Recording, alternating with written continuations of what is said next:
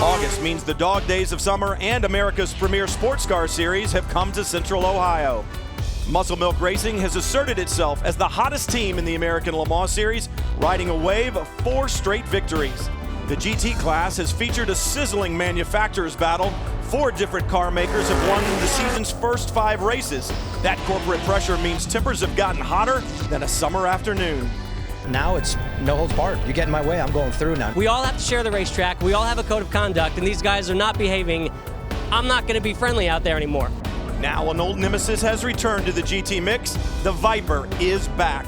Winner of 16 series races in 2 seasons of competition and 3 GT titles at the 24 Hours of Le Mans. How will the new snake stack up against the best in GT racing? Who will withstand the intense pressure and the heat? We'll find out next, when the best sports car racers in the world attack the Mid-Ohio Sports Car Course. The American Le Mans Series. World-class drivers, premier road courses, and cutting-edge technology. Born in France in 1923 with the first running of the 24 Hours of Le Mans, the American Le Mans Series is the glory and the grueling reality of world-class sports car racing. 5 separate classes racing on the track at the same time. Drivers from around the world strut their speed, skill and endurance.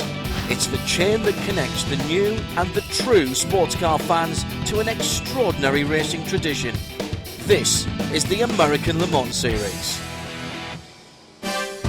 Welcome to ESPN and the American Le Mans Series coverage of Round 6 of the 2012 season, the Mid-Ohio Sports Car Challenge. Today's broadcast is brought to you by Chevrolet and the Chevrolet Corvette, celebrating 60 years of exhilaration. It's the midway point of the 2012 season, and if you want to get in that championship hunt, now's the time to do it. Hello everyone, Brian Till along with Johnny O'Connell and Justin Bell. Lucas Luhr right there in the number 6 Muscle Milk HPD Prototype 1 category car is your overall leader. Qualified on pole, and he has made a great run to the front. 5 different classes compete in the American Le Mans Series. Prototype, there are 3. Prototype 1 and Prototype 2, purpose-built race cars, and they are high-tech aerodynamics and drivetrains. Really, the biggest difference is the engines. The Prototype 1 category car uses a purpose-built race engine. Prototype 2, a production-based racing engine that slows them slightly, but they are sophisticated machines. Prototype Challenge, all the cars identical, running on identical Michelin tires, up to the team and the driver to get the most out of that machinery. In the GT category, there are 2 GT classes. In GT, choose the manufacturer that you want to drive with, choose the tire you want to drive on, and you can race at speeds over 180 miles an hour. Most of the engines, 5.5 liters. You see the asterisk because we have a new competitor in the series this weekend. And in GT Challenge, all the cars identical, 911 GT3 Cup cars from Porsche, running on identical Yokohama tires. Once again, up to the teams and the drivers to get the most out of that Porsche machinery in GT Challenge. Lucas Luhr leading. He qualified on pole. Just under an hour and 45 minutes yet to go from here at the Mid-Ohio Sports Car Course, I should say, at the drop of the green, which happens on the back straightaway. There was a lot of traffic down into turn 1, Johnny. As there always is, Brian, especially when you have 5 different categories of cars. You'll see the guys right there in the GT cars coming up on the Prototype Challenge cars. Always creates a lot of traffic and sometimes a little bit of contact. Yeah, there's always overlap. Remember, often the fastest cars in the category below are sometimes faster than the slowest cars in the one in front. That's why at the start especially you have this overlap. Drivers have to be very aware, sometimes courteous, but Brian, that doesn't always happen. No, it always doesn't work because right after the start, 3 or 4 turns in, a problem for the leader in GT Challenge, the green Porsche right there in front. Problem, he spins out of the way. Originally, we thought the 66 that you ride on board with might have been involved. That wasn't the case, but you see another problem for one of the Prototype Challenge cars. Yeah, and as you see, he finished turn 8 there, but came across the nose of the Ferrari. These guys are really working on very cold tires. Their pressures are on. Watch this. Ferrari breathes into him. Touch, around you go. Kind of did the pit maneuver on himself right there. It's not easy to avoid that if the car in front. And there again, look, straight down in the 55 there, taking the lead. But what a great move by Jörg Mueller. He qualified on pole in GT. He's taking that BMW and placing some other competitors between himself and his nearest competitors in class. Well, and in the GT category, it is so close. You know, the BMW team, they won Sebring, but here to win at Mid-Ohio, they're going to have to be perfect, and that was a perfect start. And hard-nosed racing from the beginning in GT. The BMW into the 0-1 Ferrari down the front straightaway. You heard some of the drivers say, we're not going to be nice guys anymore. And I'm telling you, the pushing and shoving started from the drop of the green. But it wasn't only in GT, other classes as well. But look at Jörg Mueller with his problem in the carousel from the lead. Maybe feeling a little pressure from the 45 Porsche right behind. Pushing really hard. Like I said, you've got to be perfect here. This is coming into the carousel, gets a little deep, locks the right front tire. These cars do not have ABS. And there you go. You see the Porsche Patrick Long disappearing. From first to second. But we talk about Prototype Challenge. And we had great battles there. Look at the two Prototype Challenge cars split a slower GT Challenge car. And Tommy Dreese in the red and white number 9 gets pushed wide. Alex Popov in the white 06. Going to try to go around the outside. Tommy, I don't think so. Now, he was very forceful there. And again, going down at the back of the straight there. Look at this, is high-speed action, guys. Remember, coming off this corner is the key because you've got a very long straight. And Alex Popov in the 06, the white car, is actually on probation, but he's willing to fight hard. And then Tommy Dreese with a mistake at the end of the straightaway. For me, the biggest mistake for him was here on his exit at the gravel. He should have turned right there, followed the curvature of the sandbank there, and he'd have got out. Unfortunately, he caused the yellow flag. Gravel traps are important safety features, but they will cause problems. They did for Tommy Dreese, but the turn at the end of the straightaway, we call it turn 4, caught Rudy Junko in the 52 off guard. He was able to avoid the gravel and get back on track, but there's certainly been plenty of excitement all around this 2.25 miles worth of Mid-Ohio Sports Car course. Overall leader, the prototype behind the white BMW, working through the inside part of the racetrack. For more on the prototype storylines coming into this weekend, let's check with the first of our pit reporters, Kelly Stavist.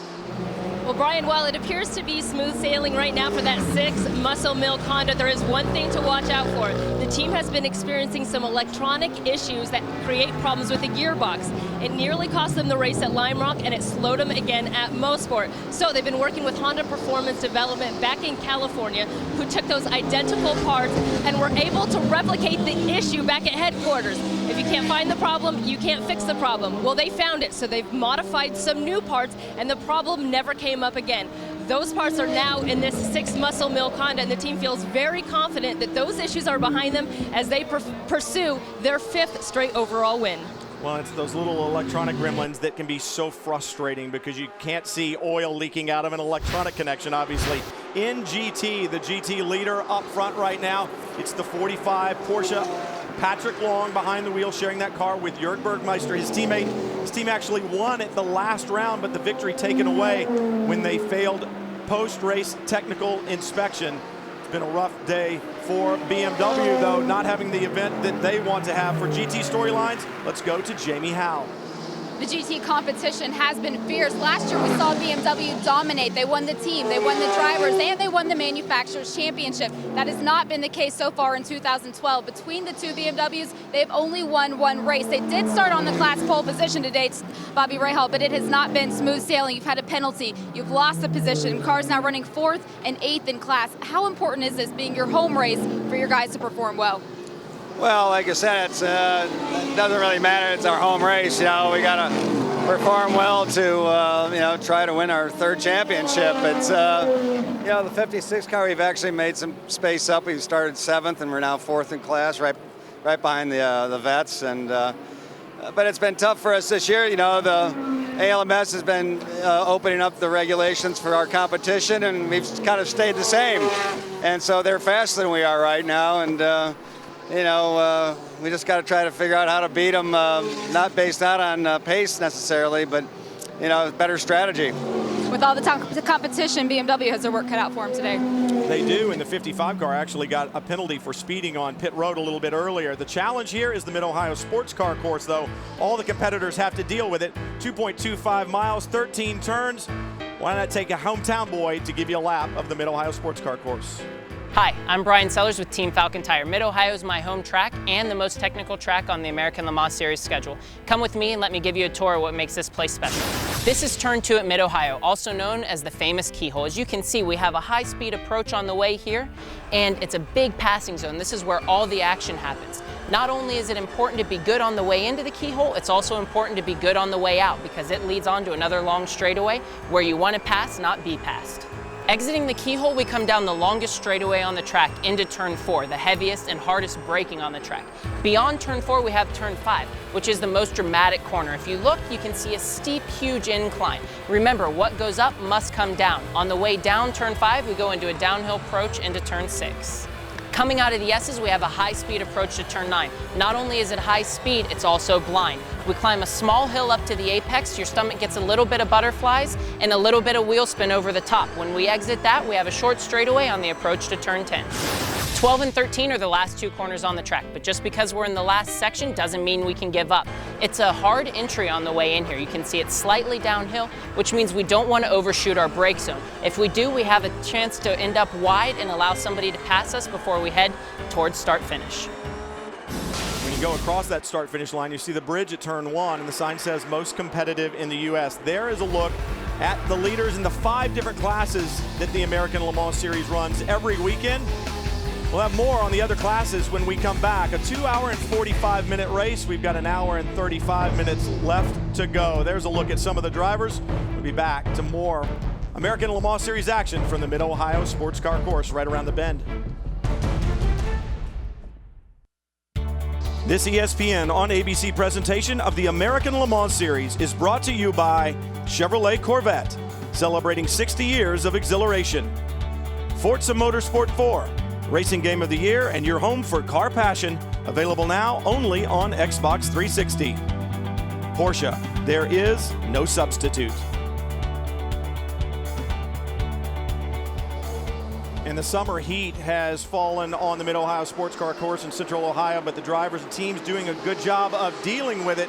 Racing for not only a win here, but also racing for America's premier environmental motorsports competition, the Michelin Green X Challenge. Winning in motorsports is always about being efficient, but Michelin has put forth this challenge. How clean, fast, and efficient can you be? And there's a championship in both the prototype and the GT category. How clean can you be? How fast can you be? And that efficiency is what wins races, no matter what class, no matter what series you run in. Right now, efficiency is what Muscle Milk has in hand. Lucas Luhr in that HPD chassis, Honda Performance Development, a Honda power plant in the back, having things his way right now. Guy Smith, his Mazda-powered Lola, trying to give chase and is within single-digit seconds behind, but just about 9 seconds back. And they're doing what they can to get back on top of the victory podium, and the Muscle Milk guys have been, pardon the pun, flexing their muscle and keeping them back. Prototype 1. And overall, it's Lucas Luhr. In the Prototype 2 category, David Hannemeyer Hansen leads there. They are the winners from the last event, and Lucas Luhr beginning to work through that multi-class traffic. The green Porsche that you see is a GT Challenge car. The white BMW, right behind him was GT. Silver and orange prototype that just went by. That is your P2 leader, and that is the winner from the last round in the P2 category, David Hannemeyer Hansen for Conquest Endurance Racing. You know, and as an amateur, okay, he is stunning. He has done an amazing job, and we just see him get better and better. He had a great run at Lime Rock. Now, when you see these two cars together, how can you tell the P2 cars? Well, that's the one with that shark-like fin. Makes it a little bit easier for you to tell the cars apart. Yeah, the Prototype Challenge car is right in front. Very good point, Johnny. They do not have that dorsal fin, as it is called, and they are a little bit slower in a straight line, a little less aerodynamic downforce, so they won't be as quick through the corner. David Hannemeyer Hansen beginning to work his way through. The black prototype that you saw at the back of your shot there is the number 95, Ricardo Gonzales, his first race for Level 5 Motorsports this weekend. Gonzales, you ride on board. That is another Honda Performance Development chassis, but it is a P2 chassis with a Honda power plant in the back. Gonzales, very experienced in this type, runs in the World Endurance Championship over in Europe in a similar car. This is his first outing in an HPD chassis, and he's learning the chassis very well. He's running second. His teammate Scott Tucker and team owner running third in category.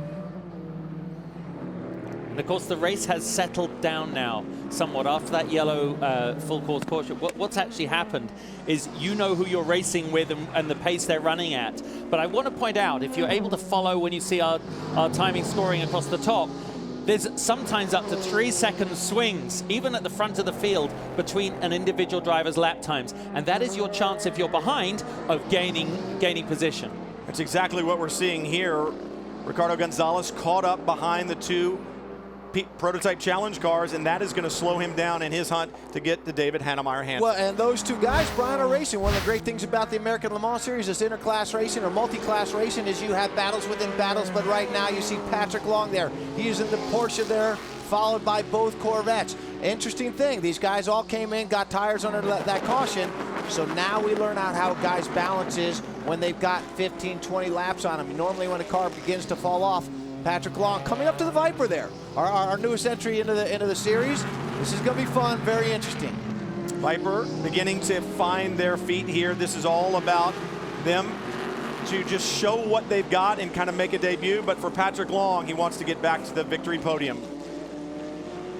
That number 4 Corvette actually started 6th. They made up a lot of ground when they came in for that pit stop just before we went to full course caution. This is a team Corvette that's known for having flawless pit stops, although lately they haven't been so perfect. Crew Chief Dan being submitted, he said, look, we lost the race at Motorsport in the pits, we lost time at Lime Rock, and we don't take that lightly. We've been working on it. He said the key is no mistakes.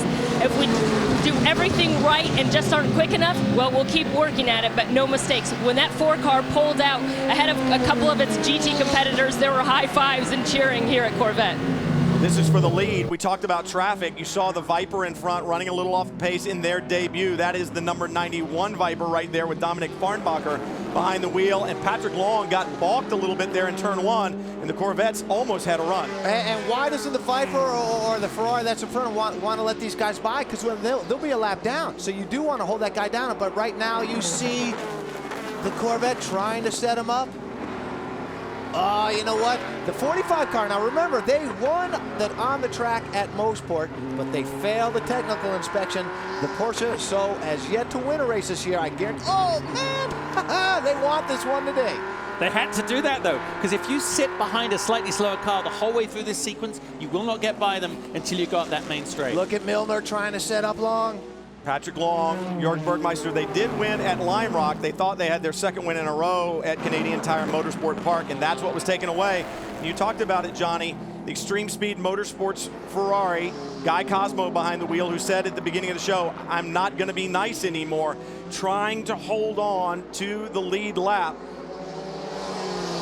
doing all that he can to stay there, and that is frustrating because they've had good runs. They came in under full course caution. Ed Brown took over the 0-2, and now they have dropped, they have dropped a lap down because Patrick Long has gotten past Ed Brown in the 0-2. You ride on board with Tommy Milner. You know, and Milner right there just had a really bad thing happen because he saw Patrick trying to make the move on the Ferrari in front of him, but then at the last minute, Hannemeyer-Hansen stuck his car in there, forcing Tommy offline. He was lucky to hold that position, okay, to the Ferrari there. Look at the power of that Ferrari. That is quick in a straight line, isn't it?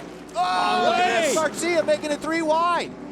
The number 3 Corvette with the orange window banner. When you see him coming at you, you'll know which one's which. The orange window banner denotes the number 3 Corvette with Antonio Garcia behind the wheel, and he's gotten past Milner. All right, obviously the rules at Corvette this year are go ahead and race, just don't hit each other. Because you're not there, they can trust them to do it. Working through some slower cars. That's the Lotus Evora from Alex Job Racing, the battery tender Lotus.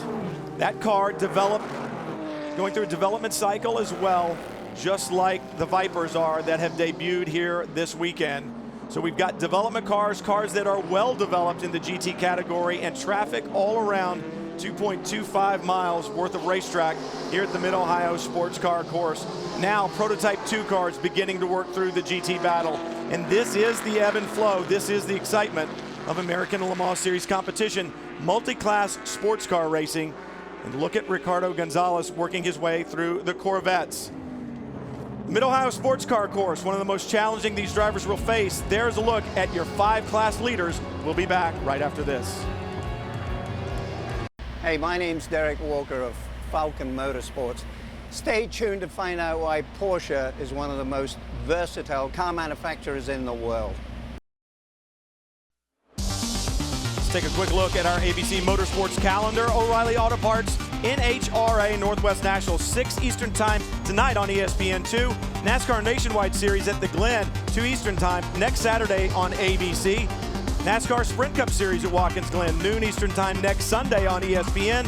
And the IndyCar Series Grand Prix of Sonoma, 4:30 Eastern Time, NBC Sports, Sunday, August 26th. A lot of racing coming up on ABC. And we talk about technical inspections. There's the 6 leading overall, the 45 leading in GT, the silver and red Porsche from Flying Lizard Motorsports. We talked about technical inspections and this team having a win taken away at Canadian Tire Motorsport Park. Well, technical inspections are a routine in the ALMS. Johannes van Overbeek tells us about one that he's pretty familiar with now. In the American Le Mans Series, after qualifying, after the race, the cars go through technical inspection. One of the things they do is plug this hole during the stall test. The engine needs to stop running in a few seconds. If it doesn't stop running after a few seconds, then there's additional air getting into the intake manifold. Well, why is that important? It's important because the more air you put in the engine, the more fuel you can put in the engine, and the bigger the explosion. The bigger the explosion gives the car more power and a faster lap time. Yeah, the technical regulations make sure that each engine, based upon a formula, only gets a certain amount of air. And the reason that Johannes van Overbeek knows about the stall test so well is that when the 45 had their victory taken away for failing the stall test, 0-1 was moved to the victory. They had finished second on the racetrack, but they'll take the victory, they'll take the points, and they'll take that move in the championship. Scoring 0 points at the Grand Prix of Motorsport. What that did for Flying Lizard in the championship is it pretty much knocked him out of contention. So in talking to the drivers, they said that is going to make them more aggressive on the racetrack. They have nothing to lose right now. Patrick Long currently leading the race. He's on the radio with his strategist, Thomas Blum. Thomas telling him, we need you to really pace these laps. We need you to run around a mid 121 every lap so that we can hold on to these tires, get them to the end of the stint, and keep the car really consistent. That's exactly what Patrick's doing. Team is very happy about their chances for today. Just over an hour and 21 minutes to go, and Antonio Garcia in the number 3 Corvette. You ride on board the number 4 Corvette, Tommy Milner. They are 1-2 in the championship, just as they are on the racetrack. The question is, do they understand that Patrick Long in the 45 right in front of them has nothing to lose? What are they willing to gamble to get past him when the championship is on the line? The championship to these guys is a year away. You are taking each race as it comes and being as aggressive as you can. And you know, Patrick Long here, he knows how to lead a race. What is he doing? He's got a rear view camera where he can see where the Corvettes behind him, the 3 and the 4 car, catch him. Start thinking about how important track position is. Hear them communicating right there. But again, so he knows where he's strong versus the Corvettes and where they're strong versus him. So he can very much drive and change his style to keep those guys behind him. Now what you're doing if you're in the Corvettes, you're waiting for the opportunity of traffic to present itself where Patrick might get drawn out of position. 2-car Corvette team, very well established and very well sorted out. The Vipers, 2 of them, 91 and 93, making their debut. You ride on board the 93. This is back in turn 9, and a problem. Was it contact? Oh, he got help. He got help. Yeah, that was the 37, and we're being told that the 37 being warned about avoidable contact because it was the 37 into the back of the 93. And that is big for David Hannemeyer Hansen. Now, that's a place where aerodynamics on a prototype will allow you to carry much more speed than a GT car. But you're also completely light at that point. It would take a finger push to make you spin, wouldn't it, Johnny? That you are so compromised in the terms of the car's platform. But the car's obviously going back, I mean, Yeah, completely on edge. And, you know, Mark Goossens, who is the driver of that 93 car, he's a talented shoe. He's won some good things, and he's well respected in, you know, in the racing circles. So I don't know whether he wasn't aware or not. But remember, you know, in the GT cars, you don't always have the best rearward vision. And they might not have a rear view camera on his car. He might never have known he was there.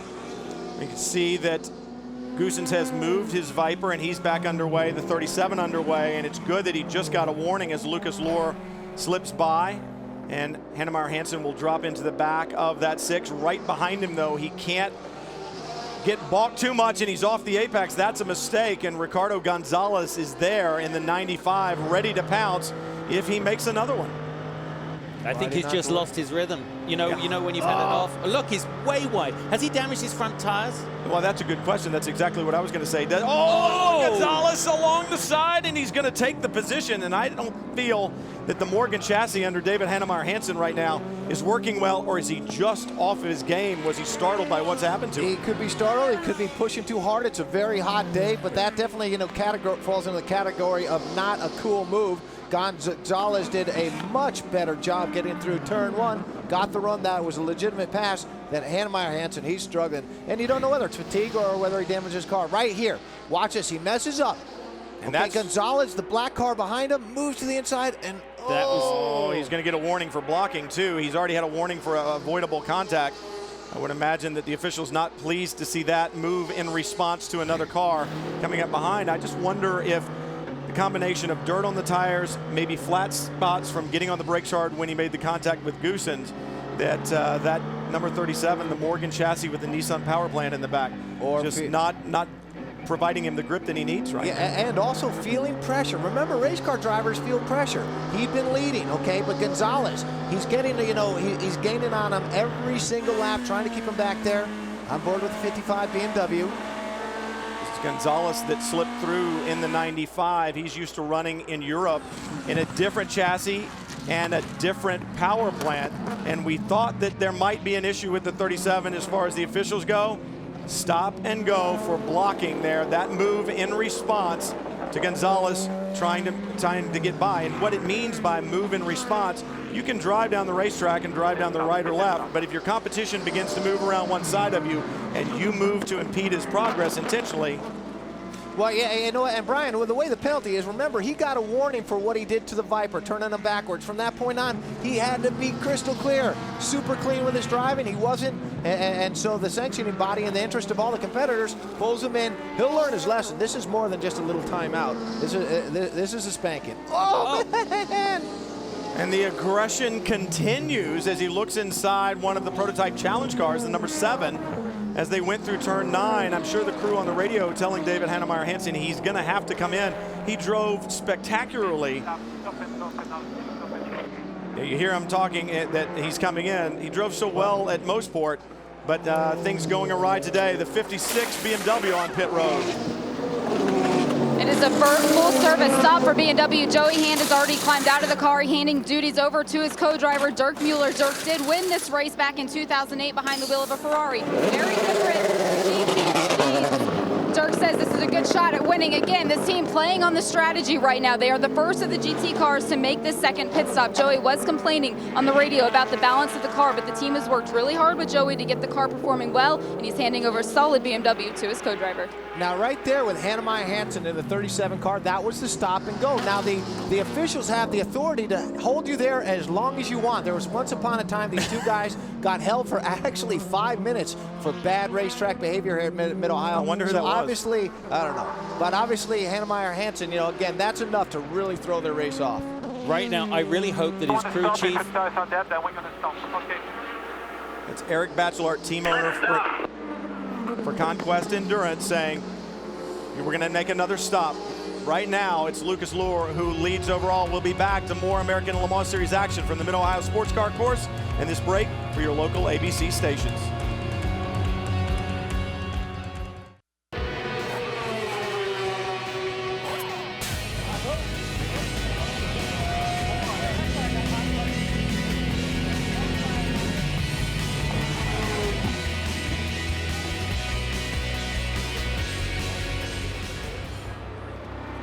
Lucas Luhr continuing to lead, 1 hour and 11 minutes, just over 1 hour and 11 minutes to go here in round 6 from the Mid-Ohio Sports Car course. This week we saw the return of Viper to ALMS. It also marks the return of a great GT rivalry. Kelly Stavist has more. The last time we saw Viper competing in the American Le Mans Series, they went head-to-head with their American muscle car rival, Corvette. Back then, Viper won the 24 Hours of Le Mans 3 times and 2 ALMS championships on Michelin tires. After Viper left the series, Corvette switched from Goodyear to Michelin, and together they won Le Mans 5 times and 5 ALMS championships. Now these two American icons are battling it out again, except this time, and for the first time ever, they're both on Michelins. Not only that, but they're choosing from the exact same pool of tires, meaning that this tire here could have been used on a Corvette or Viper. And so today's competition more than ever comes down to the cars, teams, and drivers. Pit stops happening. The number 16 car from Dyson Racing, their Lola Mazda, just on pit road. It was a very quick pit stop for Dyson Racing. It was fuel only. Guy Smith stayed behind the wheel. They did not take new Dunlop tires, and that is going to be a key factor in this race. That has been one area where they have really improved since the last round, and that's in the tire wear. They're really looking forward to double stinting these Dunlops. Yeah, they found a combination that they think really works, but that surprises me, Justin. It is hot here today, and it's going to be hard on the drivers for sure, but especially hard on the tires. Very hard on everybody. It's important when the guys come in the pits, it's hard on them. But for the drivers, for Guy to stay in the car, remember, anyone that sits at home and thinks these guys aren't athletes is very sadly mistaken. It's very demanding. These cars are physical to drive. This track is very sort of mentally demanding and physically. So I think you're going to see some drop-off, not in terms of the overall performance of the driver behind the wheel, because they're so professional, but the combination between tires, traffic, the track temperature, the surface, it's a very difficult, evolving, ever-shifting situation. Well, and one reason you don't take tires is for track position. They were close enough where by not taking tires, when the 6 car of Lucas Luhr, pits, that could be track position for them. So, no, a good strategy move on my part, especially, Guy Smith might have been driving that first stint, very much taking care of things. And so, this could have been their game plan all along, knowing that, okay, we might be able to get track position before the final stops. And when you mention track position, what's important about that is it is difficult, as you've seen with 5 different classes, to make passes around here. The GT Challenge leader on pit road, Jeroen Bleekemolen, sharing that car with Tim Pappas. This weekend, that should move the 66 from the Racers group into the lead. And good to see Jeroen Bleekemolen and Tim Pappas back in GT Challenge. Pappas, a 2-time champion in category. Bleekemolen, a 1-time champion. But Spencer Pumpelly, whenever he gets in a Racers group Porsche, he is very quick. And a problem for Colin Brown in the 05 from Core Autosport. He and his teammate, John Bennett, sharing the lead in the Prototype Challenge Championship. And this is not going to be good. They've won twice this year, once at Mazda Raceway Laguna Seca, once at Lime Rock Park. But this is going to put a crimp in their hopes to win here at the Mid-Ohio Sports Car course. You got to be perfect, Brian. And where he is, a very unusual place. That's almost like he was trying to make a move on the outside of somebody, or somebody stuck him with a late move. Didn't look like there was a whole lot of body damage on that, though. Question would be, did he drop wheels off at the left-hand side of the corner at the end of the back straightaway and hook back across? There's damage to the right front. It'll be interesting to see. Oh, he's had a problem. No, there's something wrong with the car. It won't turn. For sure. That's why he couldn't make the turn to get back on track very easily. Yep. That's something broke there. Perhaps a steering arm in the 05. You see him just go straight, and that left front wheel is actually turned to the left. So that is a catastrophic failure. You do not see that happen often at all. Muscle Milk, Pickett Racing, Lucas Luhr into the pits. And there will be a driver change here at the number 6 Muscle Milk Honda. We see Lucas Luhr getting out, Klaus Graf climbing in. And when you talk about tire wear here at Mid-Ohio, the Dunlops seem to be working really well for that Dyson. And as hot as it is, the complaint here from this Muscle Milk team has been getting heat into those front tires. Lucas said it's a bit surprising given how hot it is, but that they've really been struggling. Although it didn't seem to affect him much at the start of the races. He got off to a big jump and lead over Guy Smith. The 16 now will pass the number 6 as they sit in pit lane getting their new Michelin tires. The 16 is by, but the Muscle Milk, he can't get it fired up. Klaus Graf having trouble getting the 6 to fire.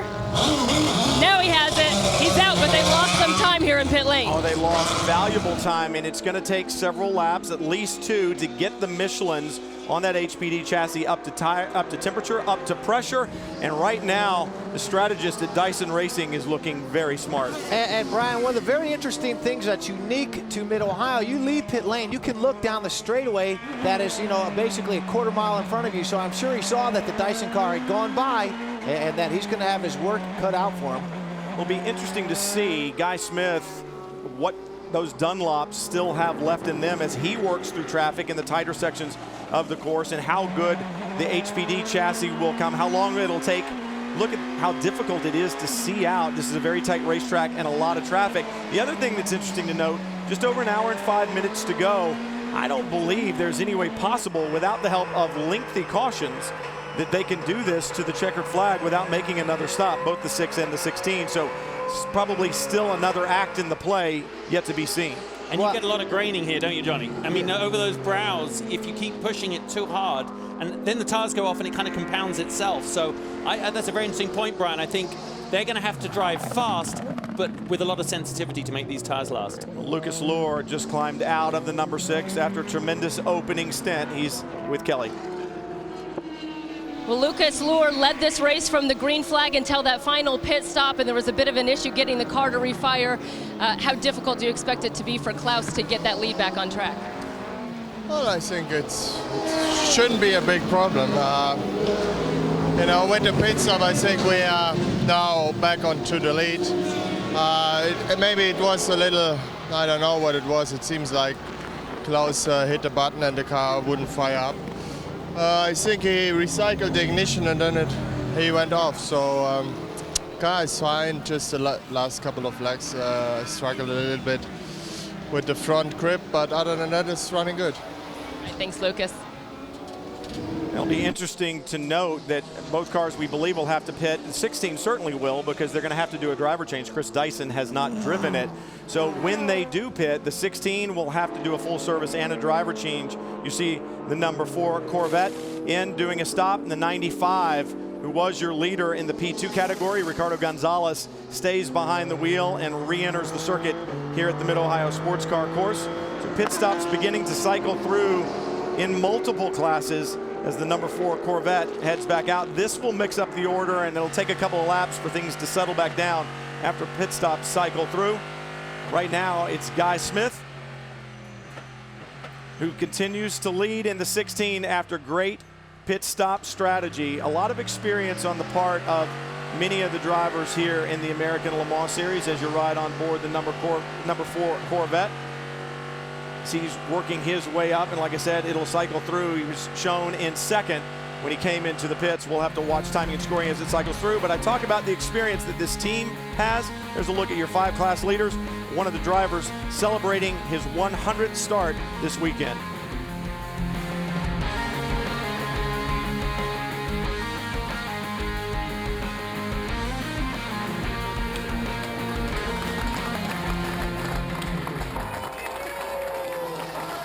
Watching ESPN on ABC.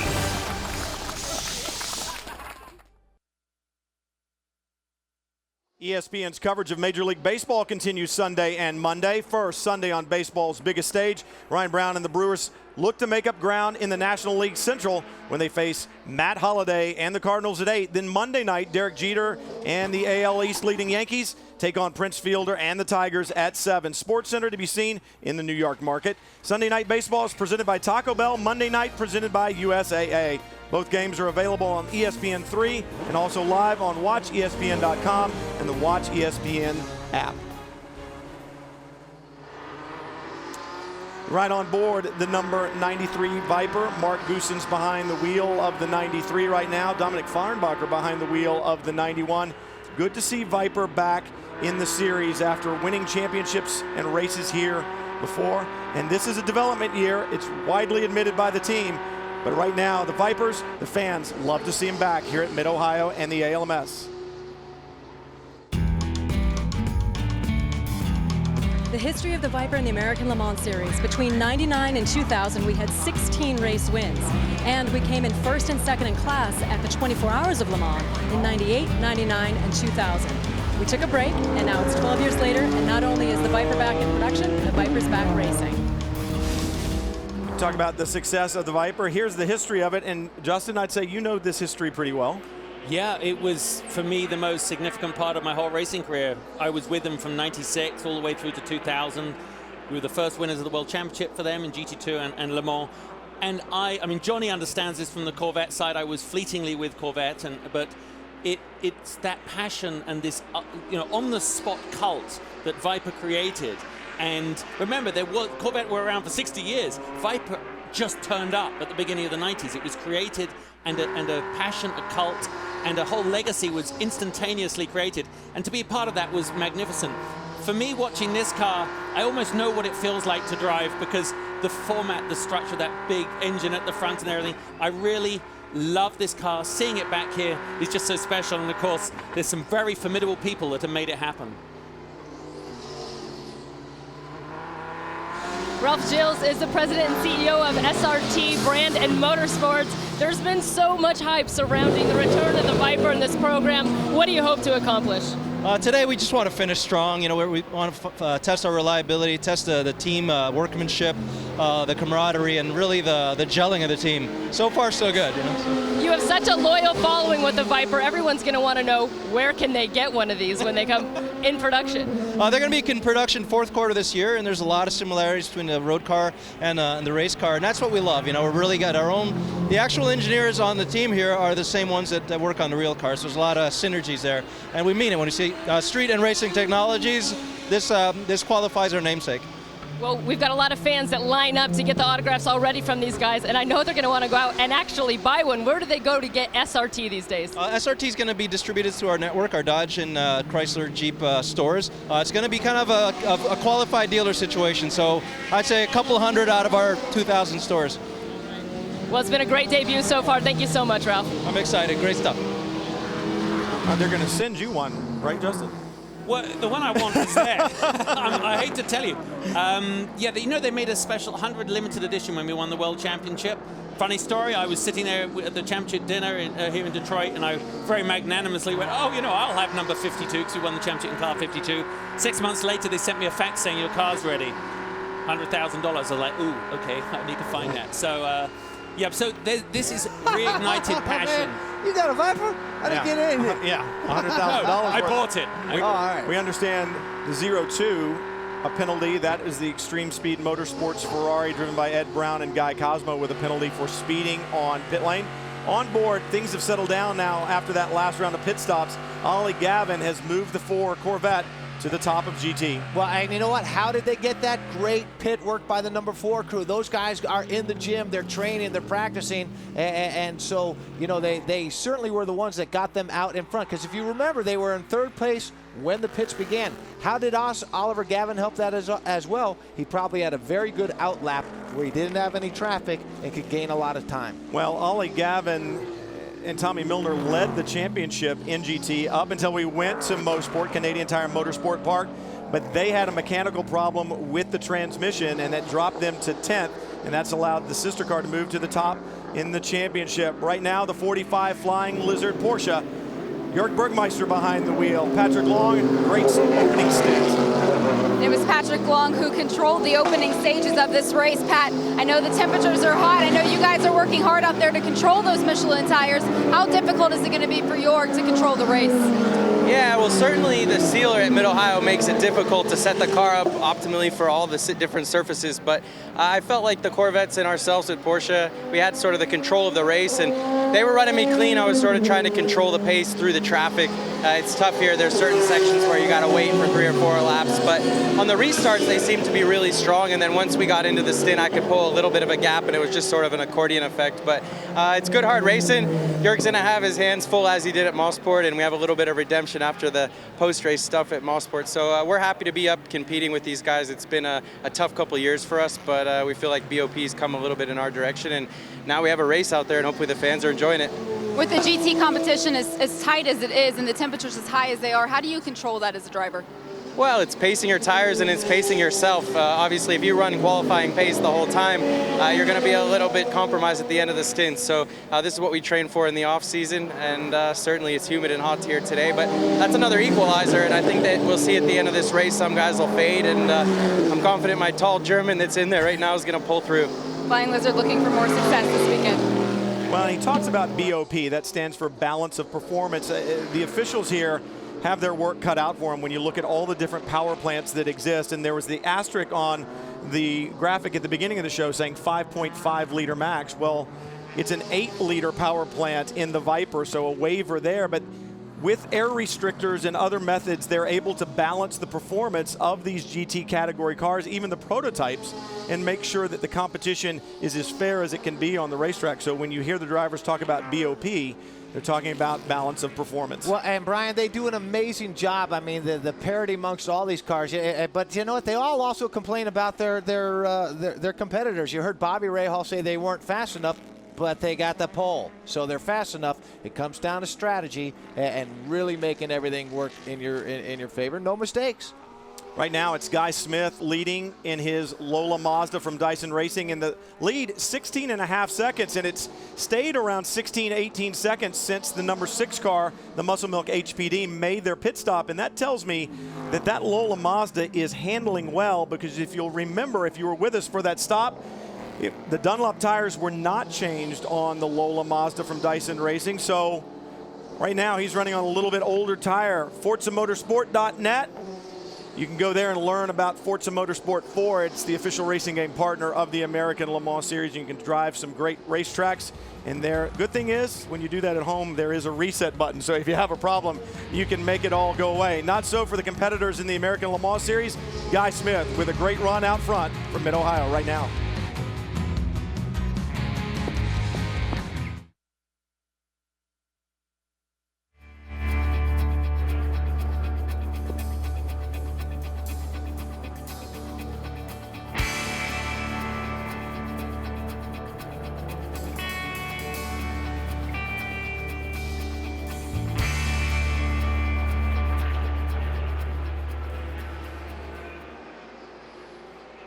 Back in the Mid-Ohio Sports Car course, you know, Corvette has been around for 60 years, and a lot of fans, a lot of Corvette fans here this weekend. It's their 60th anniversary, so this season Johnny O'Connell is taking a look at some of the great Corvettes from the past.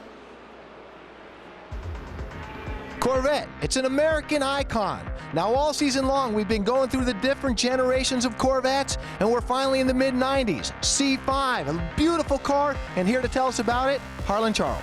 Well, the C5 came out in 1997. It was really a reinvention of the Corvette.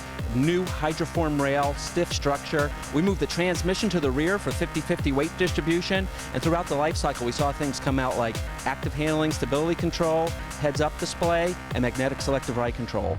Now always we talk about racing, and this car, well, I know how it raced. I joined the team in 2001. Throughout its history, we won the 24 Hours of Daytona. Le Mans, there were 3 drivers' championships with C5 and 4 manufacturers' championships with C5R, where we were racing against Ferrari, Aston Martin, Viper, and beating them all. Obviously, that Corvette technology has been around and winning races for a while. I noticed that you had torn up that car that you were bringing to the checkered flag there, Johnny. Guy Smith is tearing up the racetrack right now, and we understand the 16 car just made a pit stop, and if you look at it, 47 minutes to go. They should be able to make it to the checkered flag from here. So they have been the first of the prototype category cars, P1 cars, to make what I think is their final stop. I still think the 6 is going to have to come back again. Yeah, well, and you know what? What is important is your out lap and your in lap. This is a very crucial lap for the 16 car to get their new tires up to temperature. Really, it's important. This is where a driver can win or lose the race. And Chris Dyson, we have seen him have some great races here at Mid-Ohio. Right now, you see Bruno Junqueira in the prototype challenge car, the number 9 from RSR, Rocket Sports Racing, right behind. So it's taken a while to get the Dunlops up to temperature on the Lola Mazda from Dyson. You can tell he's not able to pull away from the prototype challenge behind him. That's going to give the lead to the 6. Klaus Graf will take the lead, but they will need to make one more stop. You talked about it, Johnny. You've got to have a good outlap. That pit stop needed to be good. You've got to have a good outlap. And if you're Muscle Milk, you got to think, do I do my pit stop as soon as I possibly can, because the fuel fill is going to be very quick right now because they haven't burned much of it from their last stop. Guy Smith, the strategy that Dyson used, he had put in a great drive, and they used great strategy to get the 16 to the front. We talk about how hot it is outside. Guy Smith was in the car for a long time, and Guy, you were pushing really hard. I know the team took the cool suit out. How hot is it inside of that cockpit? Yeah, it's pretty hot. It's definitely as hot as I've ever experienced. Obviously, it's very hot here in Mid-Ohio, the ambient temperature, but the Lola Coupe is pretty warm in there, and it's working pretty hard. Struggling still with getting the tires up to temperature on the restarts, and the work rate is quite high, but we're hanging in there. You know, we're giving it our best shot, and it's a long way to go. You definitely held your own. We're in the closing stages of this race, just at the last pit stop. What is Chris going to have to do to take the lead? He'll just do the best he can. I mean, you know, those guys have been, the Muscle Milk guys have been strong all season, strong again this weekend. So Chris will get in there and give his best, as he always does, and if they make a mistake, we'll be there to capitalize.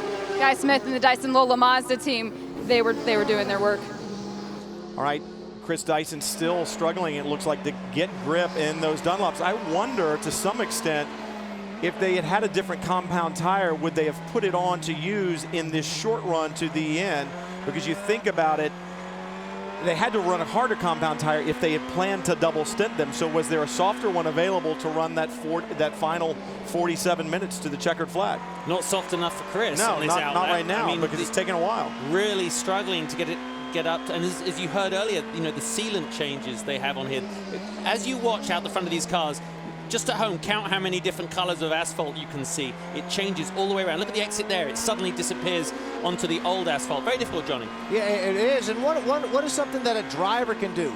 Well, when you go out on your new tires, you can scrub them in. Even when you're on the racetrack, you see guys do it under caution, but even when you're on your outlap, you can add a couple turns going down a straightaway. Anything you can do to get added heat and temperature and grip in those tires. You can see right now he's holding up the 9 car behind him, a Bruno Junqueira, a PC car that's really should be running faster. Dyson just can't get his car up to speed. Right now, struggling to get to speed. This is the leader in the P2 category, Prototype 2 from level 5. Ricardo Gonzales sliding in that seat this weekend, and it will be Scott Tucker, team owner, who will be climbing in the 95 as Gonzales gets out after a great drive. And Scott Tucker has been cooling off for the last half hour or so. He did do the opening stint behind the wheel of the Team 055 car, so he has cooled off. He's going to close out this race in the 95. Ricardo Gonzales, it is his first race with the team, but he was on the radio with the team telling him what Scott needs to do, telling him how the car is performing. They worked really hard this weekend with getting Ricardo up to speed, and they certainly did. Scott Tucker himself, though, he's been working hard on his endurance and his speed. He's been racing for a couple of years now, and in just the last 3 races, he's improved his lap times by half a second everywhere they've gone. He's certainly made the team more competitive. Today they have 2 bullets in the gun, and they're ready to fight. Looks like a little problem with the driver change, getting the belts on. So Tucker now getting the steering wheel back on, the radio plugged in, and he'll get back underway. But you got to think about it too. The points that he collects, he cannot get points in both cars that he drives.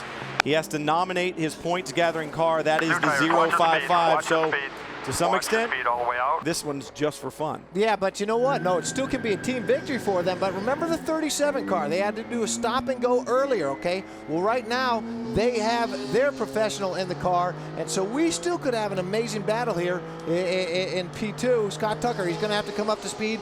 Right there's the 37 car. Martin Plowman behind the wheel, the young Englishman. What a great drive he put on at Mosport.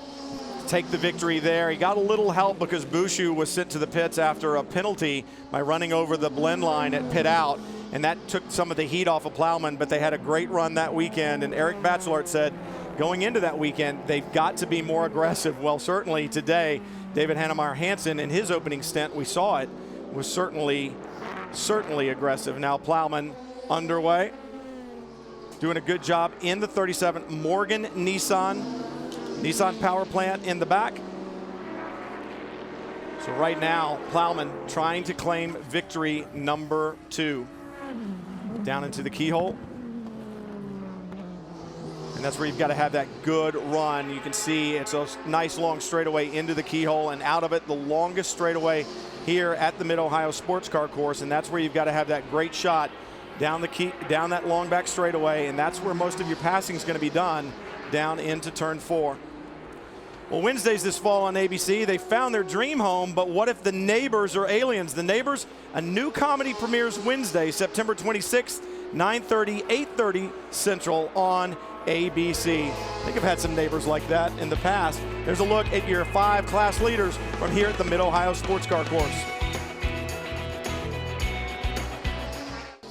This ESPN on ABC presentation of the American Le Mans Series is brought to you by VP Racing Fuels. Our passion is making power.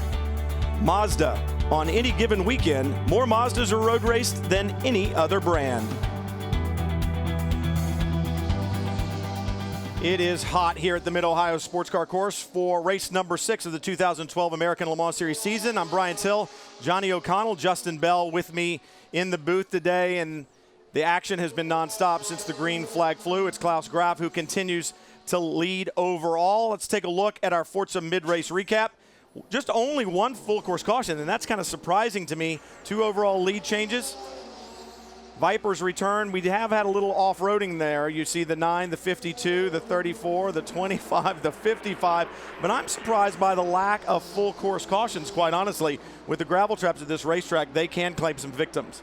And the guys are doing a great job. You know, there is going to be a little bit of contact now and then, but everyone's keeping it off the sandy part of the racetrack, the beach, because that's when we have the cautions. In the Michelin Green X Challenge, it's overseen by the U.S. Department of Energy, the Environmental Protection Agency, and the Society of Automotive Engineers. In the prototype category, it's the number 6 Muscle Milk Pickett Racing HPD that leads. And in GT, Paul Miller Racing in their Porsche 911 GT3 RSR leads over the BMW in the number 55, and then the number 4 Corvette. Those are the standings right now in the Michelin Green X Challenge in both prototype and GT categories. Klaus Graf in the familiar number 6, mired in traffic right now, multi-class racing to GT Challenge Porsche. He's going by another GT Challenge Porsche in front of him, and then the P2, the number 95 from Level 5 Motorsports, now running 3rd with Scott Tucker behind the wheel after that recent pit stop that we saw just before break.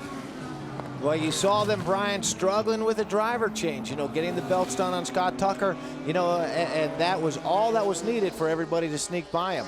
Always easy to get a position in the pit lane. That's the traffic that the number 16 needs to help stabilize the gap between themselves and the lead number 6. In the P2 category, Martin Plowman in his Nissan Morgan from Conquest Endurance Racing, having a good run even after having to serve a penalty earlier on for a blocking maneuver from David Hannemeyer Hansen. Eric Batchelart, team owner, had told him at Mosport, as I said earlier, you guys have to be more aggressive, especially on these tight racetracks. Well, that aggressiveness caught them. It'll be interesting to see if they can stay out in front, because the 055 of Christophe Bouchou is beginning to close down. In Prototype Challenge, Ryan Dial is leading, and in GT Challenge, Jeroen Bleekemolen in the 11 from JDX Racing. Bleekemolen, Tim Pappas making their return to the GT Challenge category this weekend. Do you think this car's cooler because it's reflective? That's a really good point. You know, a lot of the cars, you've got to run a temperature inside. It has to be maintained at a certain level based upon the difference of ambient temperature or the outside temperature in any reflective coating is going to make sure that that heat reflects off of it a little bit. The 66 from the Racers Group, Spencer Pompelli running 2nd right now. Pompelli with a good run. The Racers Group looking for another victory here at Mid-Ohio. When the GTC class joined the American Le Mans Series, TRG was one of the first teams to step up to the plate. So Spencer Pompelli, he's been a part of the class for a number of years now. He was telling me this weekend that it used to be that there were 6 to 8 cars in the class. Now there's 5, and any 5 of those cars he feels like can win. It's an extremely competitive class, but he says as a driver, that's exactly what they want. They want to go out there and match cars and show that they're the best driver. So right now it's a tremendous fight in GTC. Well, and Spencer Pompelli not moving away from 3rd place, which is the green Porsche, the 2nd car in your shot, the number 34, with Damian Faulkner behind the wheel. Faulkner and his team owner had a problem at Canadian Tire Motorsports Park when Peter Lassafre, team owner, was collected in an incident not of his own doing. They had to completely rebuild this car. It's a new tub, which means it's a new chassis underneath it. The team worked hard in that 2-week break to get it not only able to race, but able to run in the top 3 here. Well, and Faulkner did an amazing job repaying the crew by putting that car on the pole with a beautiful lap. You know, sadly, they spun on the first lap of the race, and so now they're having to dig back. 3 different classes right there side by side down the front straightaway. Martin Plowman, the leader in the 37 in the P2 category, and those are some of the challenges that you're faced with as Plowman gets a little dust from Pompelli. Pompelli drops a wheel at the exit of turn 1, second in P2. The black number 95 beginning to close the gap a little bit, or the 055, I should say. You got a 20-second lead on Franchitti. So you heard the crew saying you've got a big gap. There's no way I can beat that, so I may as well push as much as I can. Yes, 10-4, that's what I guess I was getting at. Just go fast, because we need to see a yellow. Just go. Just go fast until you see 11, until you see a yellow. They're a little worried about fuel, so they're going to go all the way without stopping. They don't want to give up the lead, so they want to push as hard as they can, build the biggest gap that they can, and then that way, if they need to back off a little bit at the end, they'll have that room, or if they get a caution, they'll be okay. Well, and Brian, here's what you're doing. You know, all the good teams out there, they are recording when their competitors are pitting. That'll give you an idea as to whether or not you're going to be able to make it or not. Right there is Marino Franchitti. You know, did an amazing job. Only the second race in his car, put it on the pole. He is 19 seconds back, but he is closing that gap. So, you know, we've got 33 minutes left in this race. If he is making half a second up a lap, he can get there. And Franchitti, this is only his second race in a prototype challenge category. And he's very impressive. Marino's intensity about his racing is exactly what you need in this situation. It's hot. Other people in other cars may not be as professional as you and might get tired and make mistakes, so you've got to be on your game. I was just thinking then when we heard the radio communication with the pits in the 37, he said, you know, I want to keep pushing hard because, as you know, Johnny, sometimes you get the call to say, hey, just back it off a bit, and you're like, I don't want to. If you take your eye off the game at all, you can end up making a mistake. Scotsman's running first and second in the prototype challenge category. Mark Goosens, the Viper. Great to see the Snake back. You rode on board with him through turn 1, and the overall leader comes by. So Klaus Graf continuing to extend his lead a little bit. And that car has run flawless all weekend long. Franchitti sees the flashing lights. He'll stay driver's left and give Klaus Graf plenty of room to get by. In the P2 category, we've got a new leader. It's the 055, I believe, of Christophe Bouchou, who's worked his way past Martin Plowman. They had a great run at Mosport, and Bouchou wanted to make up for the mistake that he made there by running wide at pit out, and he's done so by taking the 055 to the lead. Let's take a look. Wow, Plowman with a little bit of a dive to try to keep that from happening. His teammate earlier received a stop-and-go penalty for blocking, and it looked like Martin Plowman was thinking about the same move. But man, traffic plays a part a little bit, and at the exit of the keyhole, it almost played a part to allow Plowman to get back by, but see how he squeezes him a bit. He leaves the door open just enough. Bouchou goes through it. You know, and these cars do draft. You can tuck up underneath the guy and get that aerodynamic advantage. Plowman almost able to return the favor down the back straightaway after Bouchou was blocked at the exit of the corner. Well, that 37 Conquest Endurance car is not the P2 that the team had hoped for. They said that they've been chasing that car all weekend. First, they had massive understeer, and then suddenly, without making adjustments, they were fighting oversteer with qualifying. So they said it's been pretty unhappy so far out. David Hannemeyer Hansen, who did the first leg of this, first time at Mid-Ohio, did a tremendous job until that penalty, but also the tires went off much sooner than they expected. So their whole sequence has gone out of whack. They pitted initially 4 laps sooner than they would have liked to, and it looks like they might still be battling some issues with oversteer in that car. Johnny said earlier, you've got to be perfect, especially if you're the pursuer in the championship, and right now the 37 has not been perfect today, so they're doing what they can do to hold on to second. They want to stay tight in the championship. It's Christophe Bouchou who's taken over the point in P2.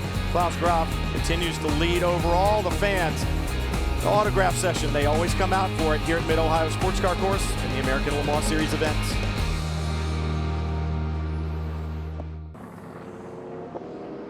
Betrayed by the very nation that they swore to protect, the crew of America's most powerful nuclear submarine has been targeted for destruction. From the creator of the Shield, Andre Brouwer, and Scott Speedman star in The Last Resort, It premieres Thursday, September 27th at 8, 7 Central on ABC. 27 minutes to go from here at the Mid-Ohio Sports Car course, and Klaus Graf, your leader overall and in the P1 category, is in the pits. This should be their final pit stop, and it is an excruciatingly slow run down pit road. You have to evade the speed limit, and this should be the last service for the number 6 today. And it looks like it should be a relatively quick stop. They don't have any tires ready, so it looks like they're just going to stay on the Michelins they've got now, and it should be a fuel-only stop for the number 6 Muscle Milk team. However, we see them reaching in possibly to clean out. The track gets pretty dirty. Get out of the way, get out of the way. Last time Klaus had a tough time firing up the car, and it appears to be an issue again. He might, but he got it restarted, and he's out of pit lane. Well, in the American Le Mans Series, you must shut the engine off during a pit stop for fuel, so you have to restart it, and as hot as they are, sometimes that's difficult. Klaus Graf, a very versatile driver, and there are lots of advantages to being versatile as a driver, but also as a manufacturer. And Porsche is probably one of the most versatile manufacturers in the entire series. You look at the different drivers that have been through it, the different Porsche cars and makes that have won throughout the American Le Mans Series competition. And the great thing about being versatile is that you can run on 3 different tire manufacturers, and that is exactly what Porsche does here in the American Le Mans Series.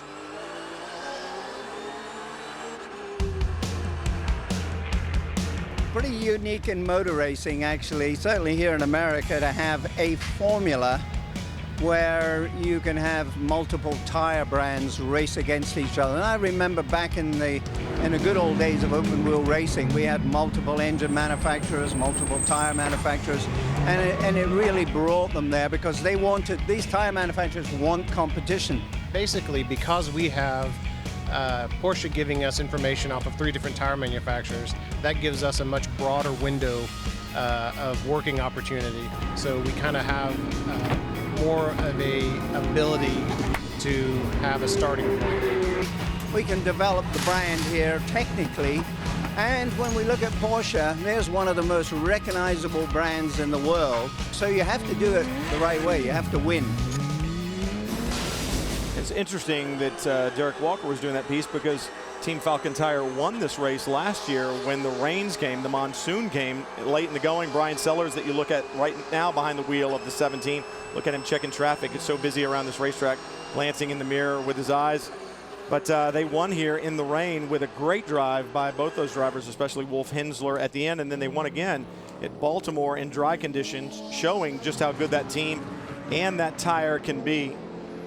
Right now, the 17 running 6th in the GT category, and Brian Sellers, who gave us our Porsche track description earlier in the day, zipping around his home racetrack right now. So Sellers having a pretty good run, letting one of the prototype cars by.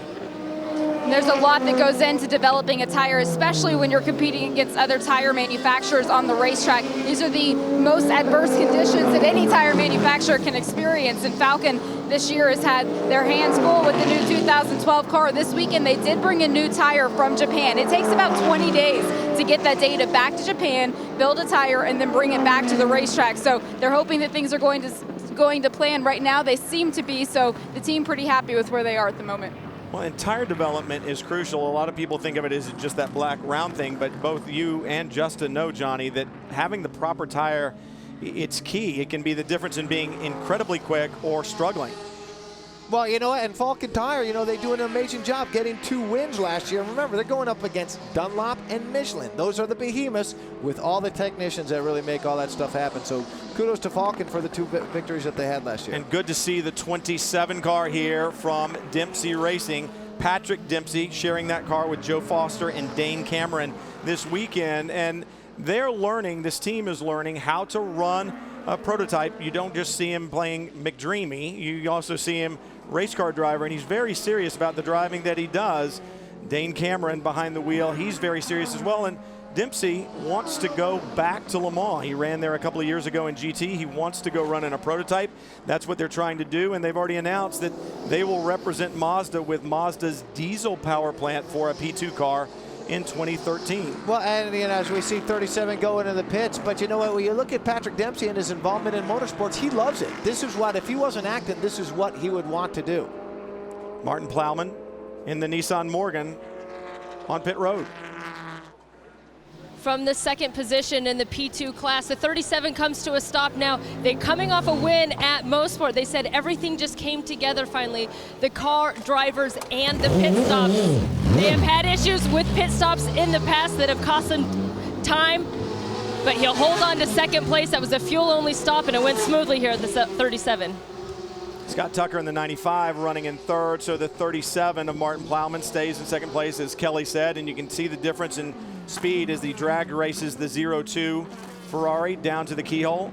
There's the 27 from Dempsey Racing. When we talk about Patrick Dempsey being serious about his racing, he wouldn't come out here and sweat just for the fun of it. No, and it's only the third race in P2 for Dempsey Racing. Patrick, welcome back to the American Le Mans Series. Not doing a full season this year. Third race right now. What are the goals for this team? I think really just to get comfortable with this type of car and the downforce, the braking, and the cornering speeds, and the tire with the amount of grip it has with the Michelin.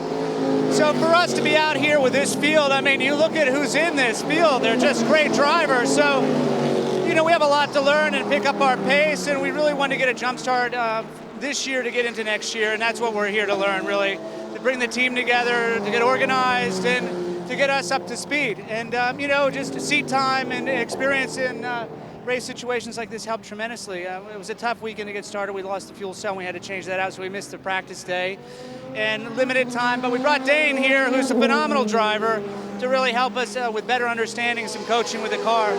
So we got to thank Trita Solar, GNC Drinks, and everybody that made it possible for us to get here. It's not uncommon that we have team owners who are also drivers, but you're also in production on Grey's Anatomy right now. How much more difficult does that make your job at the racetrack? Well, you know, they do a great job at getting me out. They pretty much put all my scenes together this week to get me out in time to get here. The only drawback is it's really hard to get any training in. You can't get to the gym. You're working 15, 16-hour days. So that's it. That puts you back a little bit, certainly in the car, and we had no water and no hydration in the stint I was in. So, you know, all that stuff adds up, and at this level, you really, really have to work hard to get that little bit. And, you know, one helps the other, quite frankly. I wouldn't be here without the success of that show, and I know that. And I love this sport, really. I think road racing in this country, this is a great series for it. And, you know, more people have to have a better understanding of it and love it. If we can bring that visibility and help it, then all the better for everybody, I think. A lot of learning going on down here at Dempsey Racing. Great job. Looked like a splash and go for the 055 of Christophe Bouchou. P2 leader, he'll head back out, and I don't believe Martin Plowman was close enough to take advantage of that last pit stop, but good to see Patrick at the racetrack, and I know all the female fans love to come see him here at the racetrack, and Thursday nights on ABC as well, but a problem for the number 3 Corvette. That left front tire seems to be askew, and there's been contact. That should be game over for them, and this has got Chip. Suspension boxes. You heard him say tie rod suspension boxes. They're going to try to fix it. The 34, a part of that problem. You saw the damage to the left front of the Corvette, the right rear of the Porsche. And remember, Damian Faulkner was running third in the GT Challenge category. Damage to the front. You don't think these guys are working hard and fighting around this racetrack? Literally. Look at the damage there. And this is a problem. They were your championship leaders in GT. A massive disappointment for the number 3 Corvette. We see the crew scrambling to get the tools and equipment they need to check out the suspension or whatever the issue is here with the number 3. They're looking at the left front. This is the team that's leading the GT points. They have finished second 4 times and are getting pretty desperate to get that first win. They looked like they were going to have a good shot at it here today. But obviously this is going to be a timely stop as they try to get to the heart of the issue here at Corvette. Well, disappointment to say the least. They are on top of the championship having never won. Look at the left side of your screen. Yeah, you know what? All you can assume is that, you know, Magnussen had been closing down on the Porsche of Jörg Bergmeister, and, you know, I'm assuming, you don't know this for a fact, but most likely he stuck it in there, you know, on the turn into 6, and the 34 car never saw him. Yeah. We'll be back to more American Le Mans Series action from the Mid-Ohio Sports Car Course after this quick break and a word from your local ABC stations.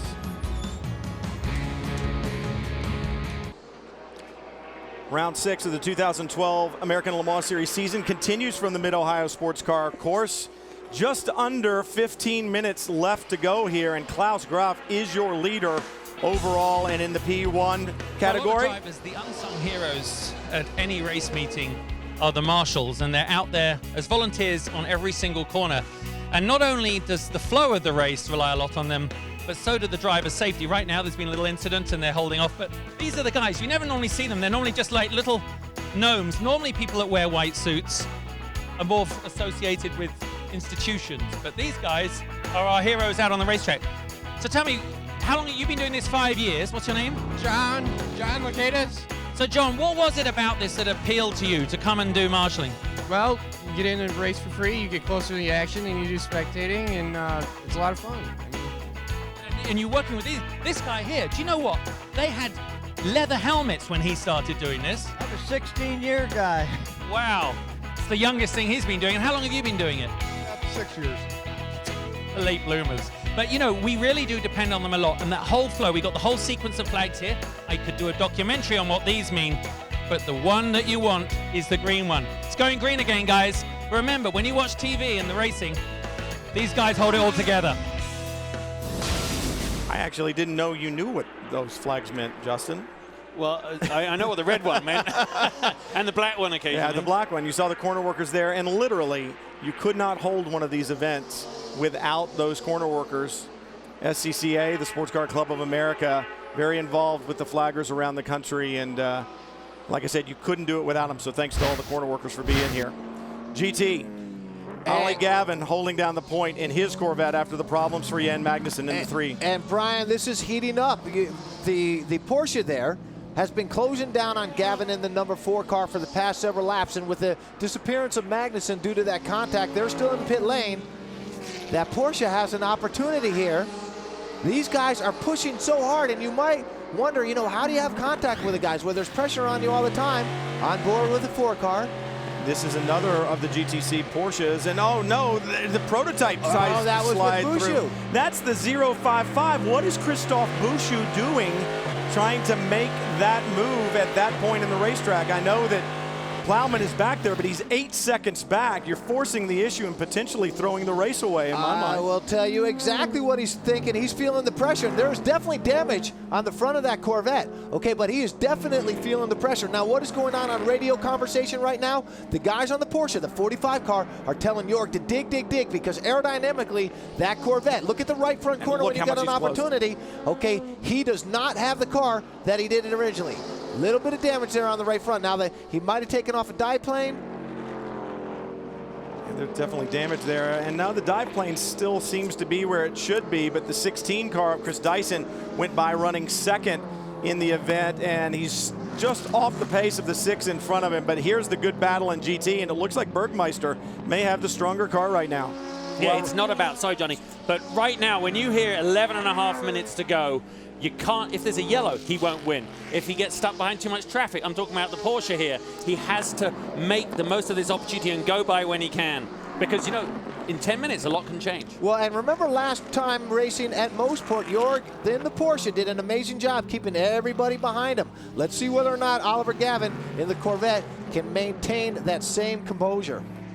What do you like, Johnny, to be the tortoise or the harehead? Do you like to be the guy in front, or do you like to be, I'm not calling him a tortoise, but do you like to be the guy in front or the guy chasing right You know what? Both is fun, because you got guys screaming in your ear on the radio saying, get him, get him, get him, or the guy saying, hold him back, hold him back. You know, I like to get him. There's a whole lot of mental chess going on right now between these two cars. Ollie Gavin trying to regain his composure after Bouchou muscled his way through in one of the tighter sections of the racetrack, and Jörg Bergmeister doing all he can to close down. More American Le Mans Series action coming your way, and we'll take you all the way to the checkered flag when we come back from the Mid-Ohio Sports Car Course. We talk about it being hot. Fans are enjoying it on the hill, and the competitors, well, it'll cool down before long once the checkered flag falls.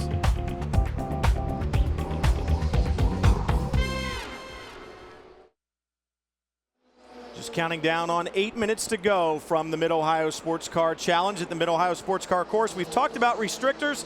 In this week's Rules of the Road, Justin Bell explains what a restrictor is and why it's so important here in the American Le Mans Series. Something you'll hear us talk a lot about are air restrictors. Well, what are they? Well, this is one. You see it right here on the top of the Dempsey P2 car. It's the organizer's way of ensuring a parity in performance. Just think about it. The engines are restricted on the amount of air they take in. Imagine you're a runner at the Olympics and you're breathing through this straw. I'm a hero. But then they give me this. My performance would be significantly affected, and it is the same for the engines. Now, the teams might not like them, but they're definitely here to stay. It is that air that makes the horsepower, the air and fuel mixture. Johannes van Overbeek talked about it earlier when he discussed the stall test. You want as many ponies underneath the hood as you can get, and right now, Ollie Gavin using all of the horsepower out of his Corvette to try to stay in front of the silver and red Porsche right behind him, the 45 from Flying Lizard Motorsports, and German driver Jörg Bergmeister. Remember, the 45 finished in front at the last round, but had the victory taken away in post-race tech. They want to redeem themselves here. Yeah, but getting in there and getting by is two different things. Now, the Mid-Ohio here, this right now where they are is the technical section of the race car, of the racetrack. And with that Porsche having the engine in the back, it's going to rotate a little bit better, and it might be having an advantage over the Corvette in those areas. But now we get into the front straightaway, turn one, higher speed corner, fourth gear. Probably favors the Corvette a little bit.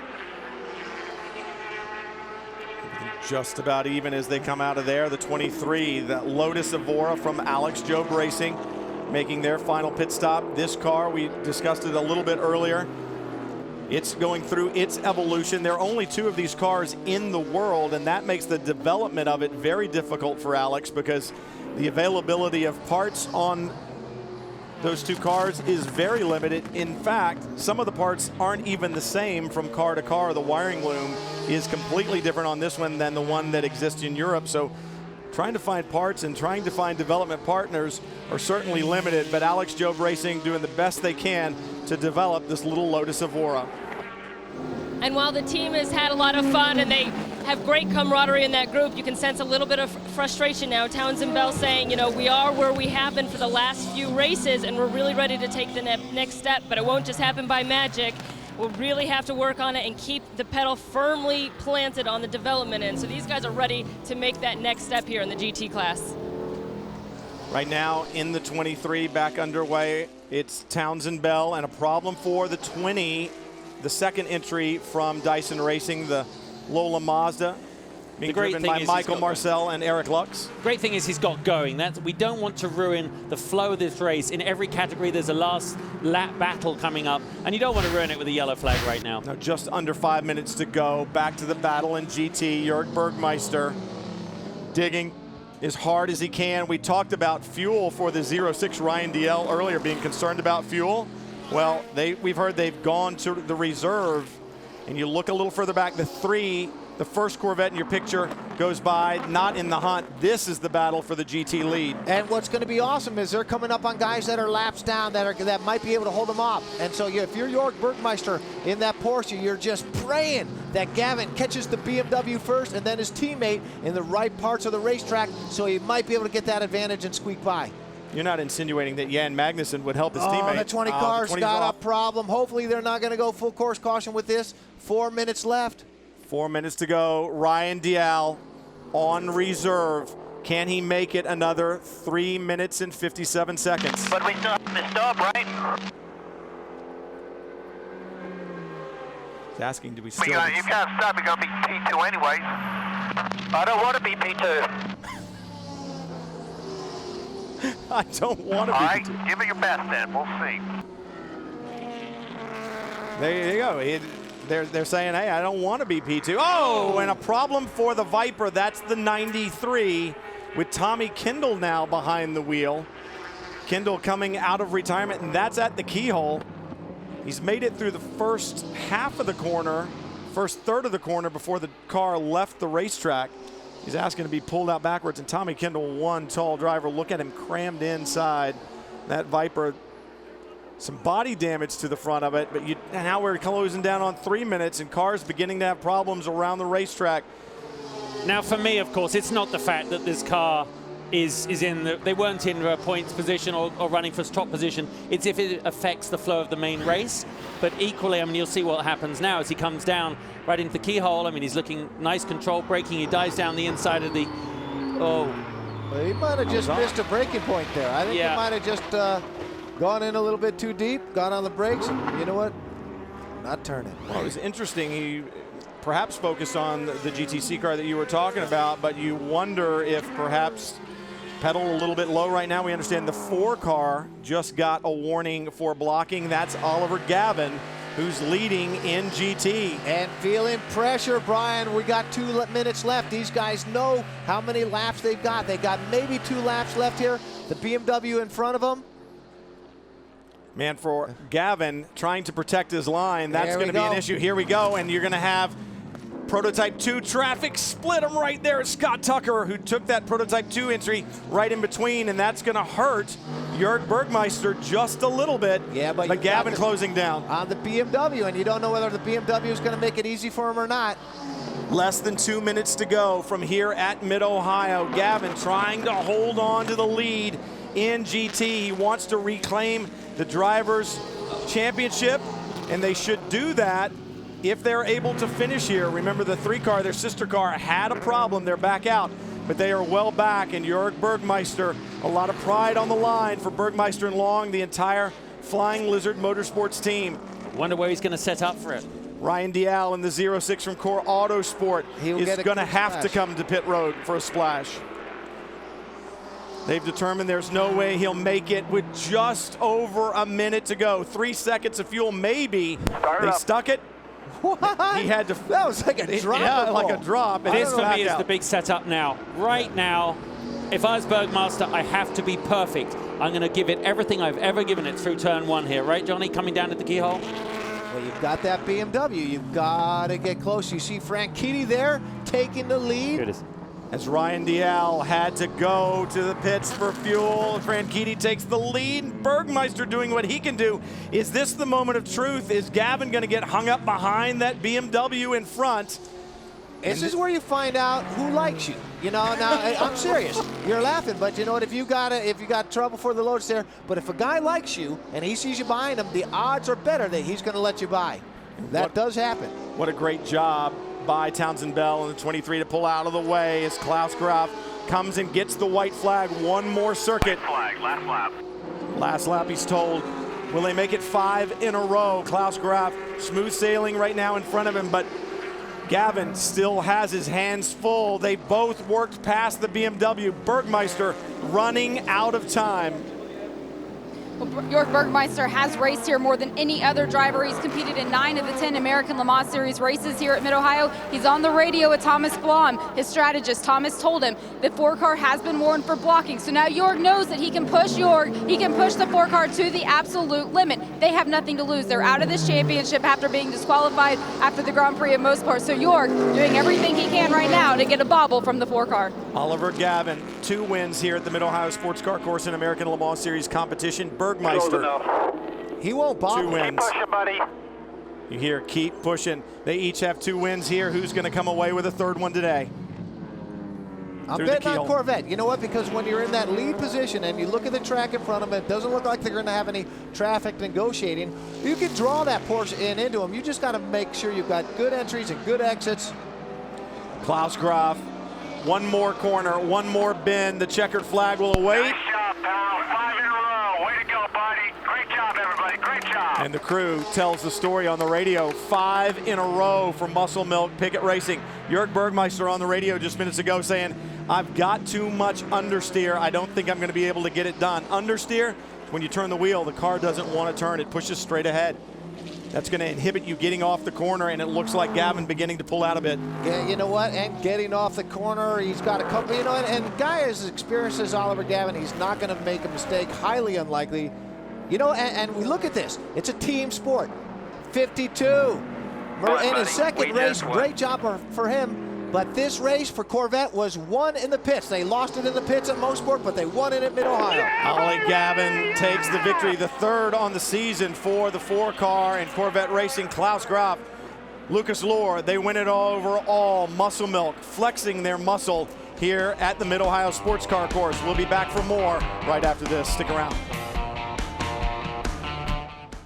This ESPN on ABC presentation of the American Le Mans Series is brought to you by Michelin, a better way forward. Porsche, there is no substitute. The Muscle Milk squad, Greg Pickett, his team claim another victory, the 5th in a row, and as complicated and as sophisticated and as tight as the American Le Mans Series action is, that is no small feat. The celebrations, they're happening right now down in Victory Lane with Kelly. It's a high five here for Muscle Milk and Klaus Graf. 5 overall wins now in a row. You guys actually make it look too easy, but I suspect it's not that simple. No, it's not. I mean, you know, it's still a long race and it was difficult conditions. The track wasn't in the best shape, I think. So we had to do a couple things to make it work, and we did the right changes, and Lucas drove very well in the beginning, and so it was awesome. Great day for Muscle Milk again, 5 in a row. It's great. Congratulations. Thank you. Congratulations indeed. And then one more time, GT was probably one of the best battles. Corvette leaves with the victory for Mid-Ohio. Jamie has more. For Tommy Milner and Oliver Gavin, it's the 3rd victory of the year for Corvette Racing. But Oliver Gavin, you had pressure the entire closing stint of this race. I know you were working hard. How tough was it? That was pretty tough. But I just got to thank these guys behind me here. They did a phenomenal job in the pit stop. They were the difference. They really were. And you know, thank Tommy here for a great opening stint. He just did brilliantly. You know, it's just been a marvelous day for us, and great to bring the Compuway Chevrolet Corvette home. He won. Terrific teamwork, guys. Congratulations. Their 3rd win on the season. Congratulations to them. And in the Prototype Challenge category, Rudy Junko and Marino Franchitti, and Franchitti's only 2nd race in type, takes the victory. That is no small feat. The 06 had to pit for fuel at the end. It made it close. Let's head down to Victory Circle. Marino Franchitti took the pole position, and now he gets the victory. There's a lot of talent in this PC class. Did you expect it to be so successful so quickly? I certainly didn't. I mean, I don't know what happened to Ryan at the end, but they had a great gap on us, and it was the same the whole time. You know, he was in traffic, I'd gain a little bit. I was in traffic, he'd gain a bit. The gap was what it was when we came in. So I feel for those guys, but delighted for the PR1 Matheson guys that they've managed to come through a couple of really tough races, and Rudy and I have managed to get to Victory Lane. It's great news. And word has it your brother Dario is making his way. In fact, I see him just over here. So we've got Dario Franchitti, the Indy champ, and Marino. Hugs all around. Hugs all around. Dario definitely with better hair than Marino has, but Marino built for speed. Talk about speed, the 055. Scott Tucker, Christophe Bouchou, they claim another victory in the P2 category, and it was not without a little bit of drama as Bouchou really forcing the issue at the end, but they'll walk away with another win, and they'll extend their points lead in the P2 championship. Christophe Bouchou returning to Victory Lane in the 055 for Level 5 Motorsports. Christophe, this one you had to fight for. How competitive is it out there in P2? It's a great day. I mean, Mid-Ohio definitely it's really special. 3 races here and 2 pole, 2 victory. Today it was a great day thanks to Level 5. They gave me a great car. The car was really nice to drive, even if at the end I was pushing so hard, then the tire was completely over, and in that traffic, very easy to lose time and to be back from the second car. So it's a great feeling. We take that win, and it's a great moment. Continuation of the points lead. Congratulations. In GT Challenge, JDX Racing takes the victory. Tim Pappas, Jerome Bleekemolen, welcome back to the American Le Mans Series and GT Challenge. Kelly? They are our reigning GTC champions with Black Swan Racing, but what's it like, Jerome, to get this win here with JDX? Yeah, it was great. Great to make a comeback like this, and it all worked out fine. We had a great run. Tim did a good start, and was always catching up with the leaders, and even was fighting for the lead. And then when I got it, I sort of was in the lead already, so then I just had to stay out of trouble and keep it there. Great going. Congratulations. Thank you. Congratulations. And we've always said that racing is about being efficient and doing everything that you can to maximize your effort. Conquest Endurance Racing took the overall victory in the prototype class of Michelin Green X Challenge from here at the Mid-Ohio Sports Car course. So congratulations to them on their first victory there. And in GT, the number 55 BMW, they take the victory over Corvette and the Extreme Speed Motorsports Ferraris. Well, guys, it's another typical ALMS race. Action everywhere. Yeah, action everywhere, and I thought very well behaved on the whole. I mean, hardly any yellows, made for a great race. Well, and when I look at GT again, I just see some of the best racing, you know, in the world right now between these manufacturers. But what was cool about today, Corvette Racing, they entered, you know, that last pit stop in third. They left in first. Sometimes it does get one in the pits. Absolutely. And Patrick Long said BOP earlier. Next race, Road America, Elkhart Lake, August 19th, 2 p.m. Said Patrick Long said BOP, balance of performance, and you've got to hand it to the officials, I think, as well. They've come up with a formula to make sure that these cars are good, they're equal, and the competition is intense. And that's what you see every weekend in the American Le Mans Series, week in and week out. Still have some time to go in the 2012 season. Several more races, and 3 in quick succession, so make sure you don't miss any of them. For Kelly Stavis, Jamie Howe, Justin Bell, Johnny O'Connell, I'm Brian Till.